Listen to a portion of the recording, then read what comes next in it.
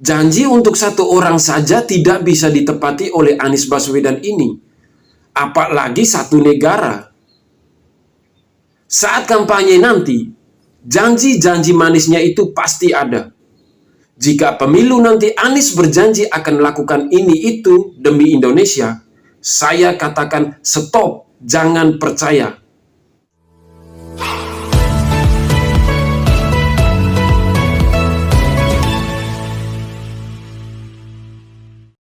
Assalamualaikum, salam, Om Swastiastu, Namo Buddhaya, salam kebajikan dan salam sejahtera bagi kita semua. Kembali lagi bersama saya Mata Kiri. Saya doakan semoga yang menonton video ini selalu diberikan kesehatan dan rezeki yang berlimpah oleh Yang Kuasa. Amin. Tidak terasa masa pemerintahan Bapak Insinyur Haji Joko Widodo, yakni presiden terbaik saat ini, hampir selesai. Yang artinya sebentar lagi kita akan disuguhkan dengan pemilihan Presiden Indonesia yang ke-8 untuk periode 2024-2029. Sampai saat ini baru satu nama capres saja yang sudah dideklarasikan, yakni Anies Baswedan. Ya, semoga saja ini bukan prank dari Surya Paloh untuk Anies. Selain Anies, ada nama Ganjar dan Ridwan Kamil. Namun sampai saat ini belum dideklarasikan, yang artinya posisinya belum kita ketahui secara pasti. Berbeda hal dengan Prabowo selaku Ketua Umum Partai Gerindra tersebut. Prabowo dikabarkan siap maju lagi di Pilpres 2024 nanti. Dan isunya akan meminang Ganjar Pranowo sebagai wakilnya. Jika isu ini benar terjadi, maka saya bisa katakan sungguh ini adalah kolaborasi yang sangat luar biasa. Kolaborasi antara Prabowo dan Ganjar berpeluang besar untuk memenangkan Pilpres 2024 nanti. Kemungkinan ini sangat besar untuk terjadi, karena dilihat dari updatean terbaru, elektabilitas dari berbagai sumber antara Anies Baswedan, Prabowo, Ganjar, dan Ridwan Kamil, sampai saat ini elektabilitas Ganjar Pranowo masih berada jauh di posisi pertama. Disusul Prabowo, lalu posisi ketiga ada Anies Baswedan, dan posisi berikutnya ada Ridwan Kamil alias RK. Jika Ganjar Pranowo dipersunting oleh Prabowo untuk menuju Pilpres 2024, maka saya berani jamin 100% otomatis duduk di kursi RI 1. Lalu mungkin ada pertanyaan, bagaimana dengan Anies Baswedan yang saat ini lagi gencar-gencarnya cari popularitas dan bahkan dinilai oleh netizen kalau si bapak politik identitas ini, yakni Anies Baswedan, curi start kampanye. Jika slogan Demokrat adalah katakan tidak pada korupsi, maka slogan Mata Kiri adalah katakan tidak untuk memilih Anies.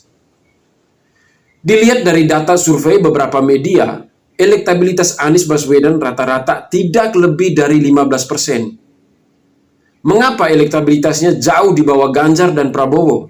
Jawabannya adalah saat ini masyarakat Indonesia sudah semakin pintar. Dan apa yang dilihat oleh masyarakat yang terjadi di Jakarta selama 5 tahun, di mana kepemimpinan bapak politik identitas Anies Baswedan itu sebagai gubernur. Bukannya Anies Baswedan sendiri yang mengatakan, jangan melihat visi misi, karena visi misi bisa dikarang. Tapi lihatlah rekam jejak, karena rekam jejak tidak bisa dibohongi. Bukankah Anies Baswedan yang mengatakan, saya tidak perlu banyak bicara, biarkan karya-karya itu menjadi bukti nyata. Dari teriakan omong kosongnya inilah yang membuat elektabilitas Anies Baswedan anjlok sampai saat sekarang ini. Yang artinya, rasa percaya masyarakat Indonesia akan kinerja kerja bapak politik identitas ini semakin memudar. Mungkin bahkan hilang sampai akar-akarnya. Ditambah lagi pengakuan terang-terangan yang mengatakan mereka adalah politik identitas itu. benar-benar membuat Anies Baswedan tepuk jidat. Ini penting.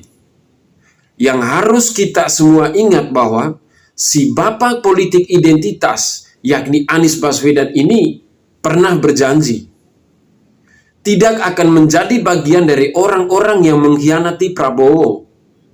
Tidak akan menerima tawaran untuk capres jika Prabowo Subianto ikut maju di Pilpres. Namun, faktanya si bapak politik identitas ini malah menerima tawaran dari Nasdem dan bahkan menjadi capres 2024 yang dideklarasikan paling awal dari yang lainnya. Ini sangat bahaya, benar-benar bahaya. Mengapa saya katakan bahaya?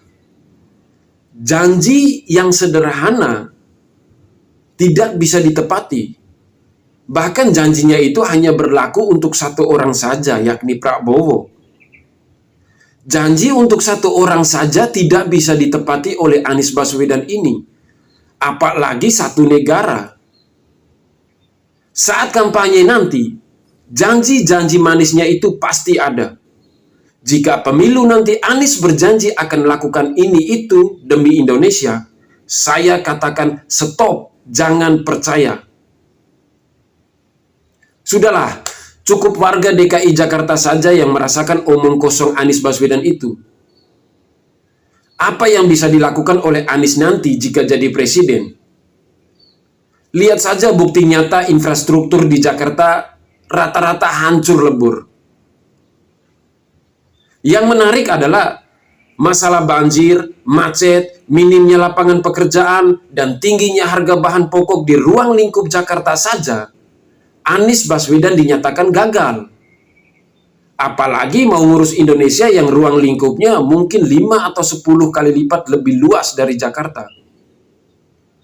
Emang si Anies Baswedan mampu? Yakin? Lalu yang tidak kalah menariknya juga adalah soal mental dan attitude-nya.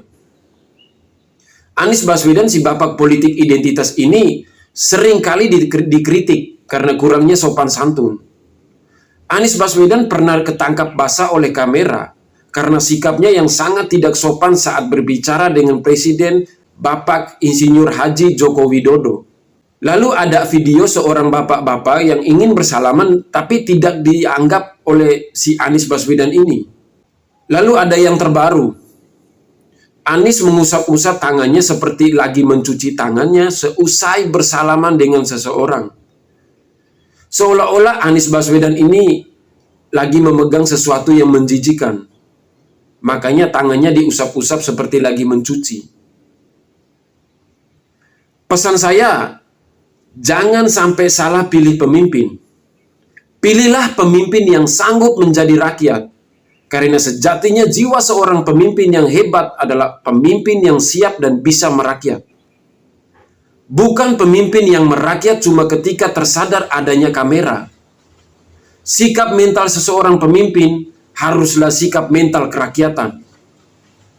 Akhir kata, saya Mata Kiri pamit undur diri. Salam hormat, salam NKRI, harga mati. Wassalam.